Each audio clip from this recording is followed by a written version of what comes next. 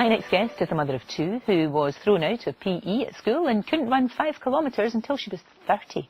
But now, Masha Gordon has just entered the world record books. She has become the fastest woman to climb the highest peak on every continent, as well as trekking to both the North and the South Poles.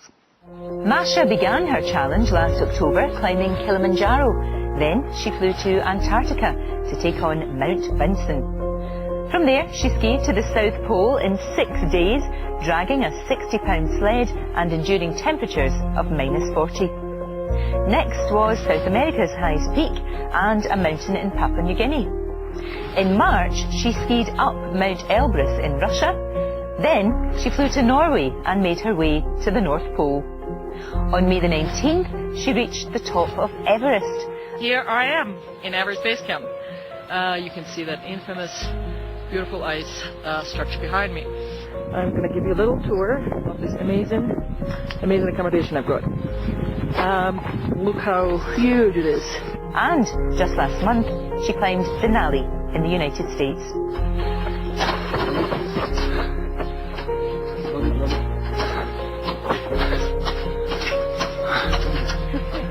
Now, she's the fastest woman in the world to complete the Explorer's Grand Slam. Well, Masha's here now. Wow. Extraordinary achievement. Absolutely incredible. When did you get back? Just a couple of weeks ago. And are you recovered? Are you okay? Yes, I am back in my life and back taking care of kids. Yeah, because you broke your wrist at one point. That's right, yes. At the end of December, kind of at the onset of my journey, I was ice climbing and coming down and grabbed a dry branch and it broke. And here I was in an Italian hospital on a gurney crying my eyes out, thinking, what am I going to do? But you just kept going.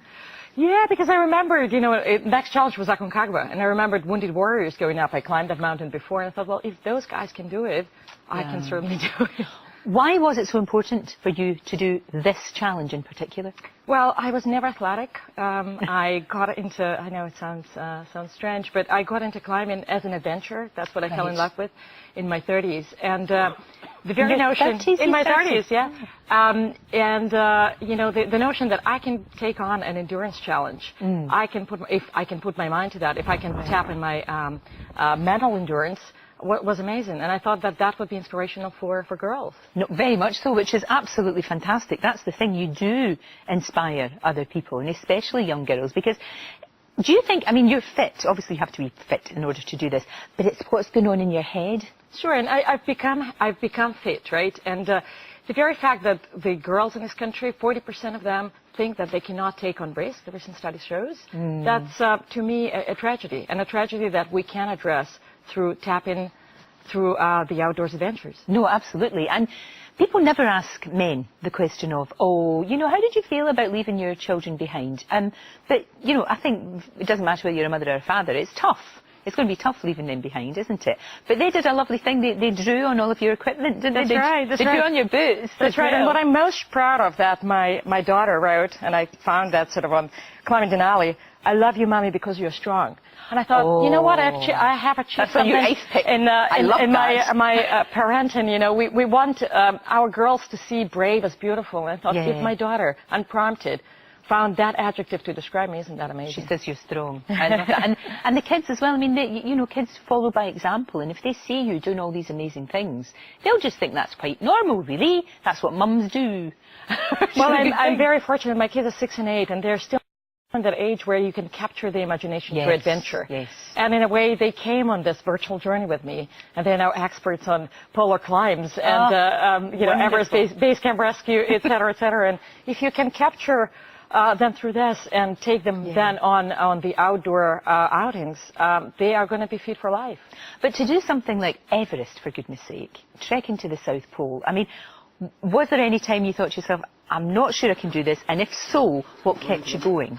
Sure. So Everest, you climb through doing a number of acclimatizations, and my first one was fabulous. I was much faster than a lot of people, and I had this sort of incredible confidence boost. But in the second one, I was stuck in Kumbu Icefall because the ladder has broken, and we were stuck at 4 in the morning for 4 hours. I got really cold, and I experienced this horrible slump in energy. And that felt dreadful, feeling that, I'm not sure I can do it. That encounter with fragility, because you need to be strong, and being able, actually, I had to release that stress through actually crying and talking to my husband, saying, what do I do? And he said, it's okay. Good night's sleep will help. And was he always on the end of the phone? Yes, absolutely. I have this amazing support base at home. Fantastic. And someone who was not there, who was not a part of that anxiety, was really, really helpful. Oh, no, it must be. He must be so proud of you as well. I mean, I don't think you could do what you do without having his support, I would have thought. Absolutely, and you have to have a partner in life who can support you on a journey that is important for you. And he was there, and he was a rock. So the aim now, you're going to inspire more women to follow you, young girls to follow, particularly, to follow what you do. I'm setting up a charitable program called GRIT&ROCK, and it will be aiming at helping girls achieve their breakthrough in mental endurance, building up their grit through outdoors. And I think that that's an amazing way for teenage girls to be able to be up for it, to dare, to say, I can do anything in life. Oh, I think it's absolutely brilliant. Absolutely fantastic. Thank you so much for coming in. Good luck with everything you do. Keep in touch with us, because that is an amazing charity. And that really, I mean, people talk about inspirational. You truly are. Thank you, Thank you very much. Thank you. Right, after the break.